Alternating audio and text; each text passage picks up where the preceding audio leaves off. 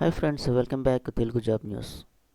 మీరు 12th class complete చేస్తున్నారా? అయినట్లయితే మీరు స్కాలర్షిప్ అప్లై చేసుకోవడానికి మంచి అవకాశం ఉంది. కోల్గేట్ వారు ఇచ్చేటటువంటి 75,000 రూపీస్ స్కాలర్షిప్ మీకు కావాలనుకుంటే ఈ వీడియో కంప్లీట్గా చూడండి. దీనికి సంబంధించినటువంటి డీటెయిల్స్ అన్నీ కూడా మనం ఈ వీడియోలో పూర్తిగా తెలుసుకుందాం. ఓకే, దీనికి సంబంధించినటువంటి లింక్ కూడా నేను డిస్క్రిప్షన్లో ఇచ్చాను. ఆ లింక్ మనం క్లిక్ చేసినట్లయితే ఇప్పుడు మనం చూస్తున్నటువంటి డాష్బోర్డ్కి రావడం జరుగుతుంది. Hi friends, welcome to Telugu job news. Remote jobs, state and central government jobs and scholarships కోసం మన ఛానల్ని లైక్ చేసి సబ్స్క్రైబ్ చేసి బెల్ ఐకాన్ ట్యాప్ చేయండి ఫర్ మోర్ వీడియోస్. ఇక్కడ చూడండి, కోల్గేట్ వాళ్ళు ఇస్తున్నటువంటి scholarship Colgate keep India smiling scholarship program. ఓకే, ఈ ప్రోగ్రామ్ అనేది 75,000 రూపీస్ అనేది ఇస్తారు. మీరు 12th క్లాసు కంప్లీట్ చేసి ఉండాలి. చేసిన తర్వాత ఎవరికి ఇస్తారంటే బీడీఎస్ స్టూడెంట్స్కి మాత్రమే. అంటే ఎవరైతే డెంటల్ సర్జన్కి అప్లై చేస్తారో వాళ్ళకి మాత్రమే ఇస్తారు. ఈ విషయం మాత్రం జాగ్రత్తగా గుర్తుపెట్టుకోండి. నెక్స్ట్ ఇప్పుడు వివరాల్లోకి మనం వెళ్ళినట్లయితే ఇక్కడ అబౌట్ ది ప్రోగ్రామ్ అని చెప్పేసి ఇచ్చారు. Colgate keep India smiling scholarship program వాళ్ళు ప్రతి సంవత్సరం కూడా వాళ్ళు స్కాలర్షిప్స్ ఇస్తూ ఉంటారనమాట. అయితే ఎవరికి ఇస్తారు, ఎలిజిబిలిటీ ఏంటి, ఏ విధంగా అప్లై చేయాలి మొదలైన వివరాలన్నీ కూడా మనం ఈ వీడియోలో 1 by 1 తెలుసుకుందాం. ఓకే, ఎలిజిబిలిటీ మనం చూసుకున్నట్లయితే అండి, open for the students who are currently enrolled any year of the BDS bachelor dental surgery course. Dental surgeon course మీరు ఏ ఇయర్లో ఉన్నా సరే మీరు ఈ స్కాలర్షిప్కి అప్లై చేసుకోవచ్చు. అట్ మోస్ట్ ఇంపార్టెంట్ ఏంటంటే డెడ్ లైన్ అనేది January 31st, 2024. ఓకే, మనకి ఇంకా చాలా టైం ఉంది, ప్రాబ్లం లేదు, జాగ్రత్తగా అప్లై చేయండి. మీరు బీడీఎస్కి అప్లై చేసినట్లయితే, లేదంటే ఆల్రెడీ అప్లై చేసి మీరు చదువుతున్నా సరే.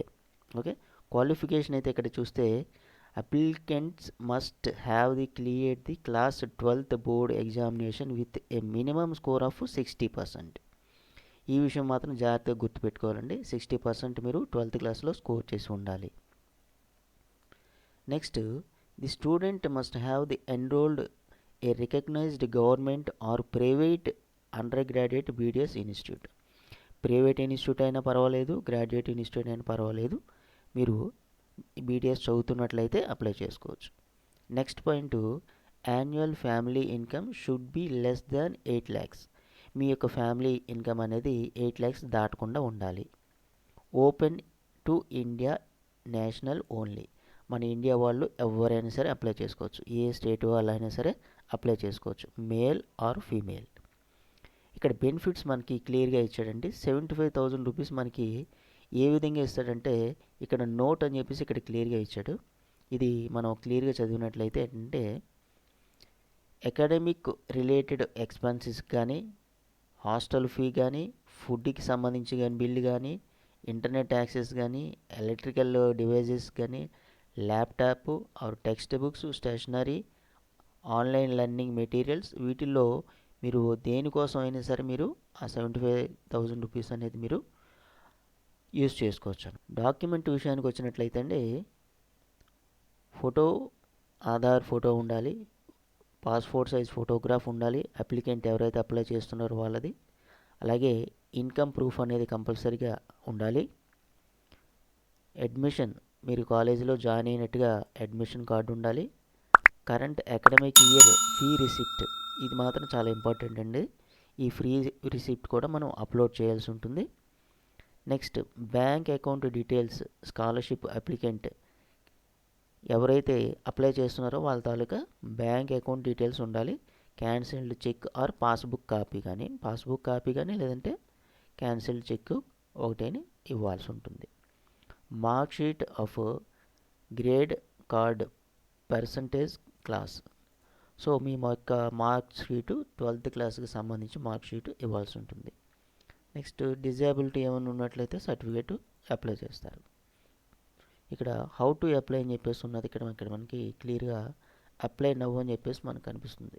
దీనిపైన మనం క్లిక్ చేసినట్లయితే మీరు ఇక్కడ గూగుల్తో లాగిన్ అవ్వచ్చు, మొబైల్ నెంబర్తో కానీ ఈమెయిల్ ఐడితో కానీ ఏ విధంగా అయినా సరే లాగిన్ అవ్వచ్చు.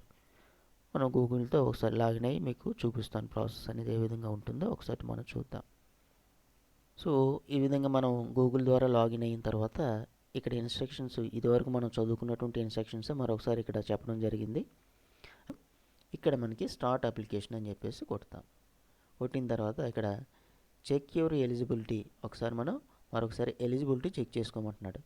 Are you currently enrolled in any year of the BDS అని చెప్పేసి అంటున్నాడు ఇక్కడ. సో ఎస్ అని పెడతాం. Are you enrolled recognised or private or undergraduate BDS yes అని పెడతాం. 60% స్కోర్ చేసి ఉన్నారా అని చెప్పేసి అడుగుతున్నాడు. ఎస్ అని పెడతాం.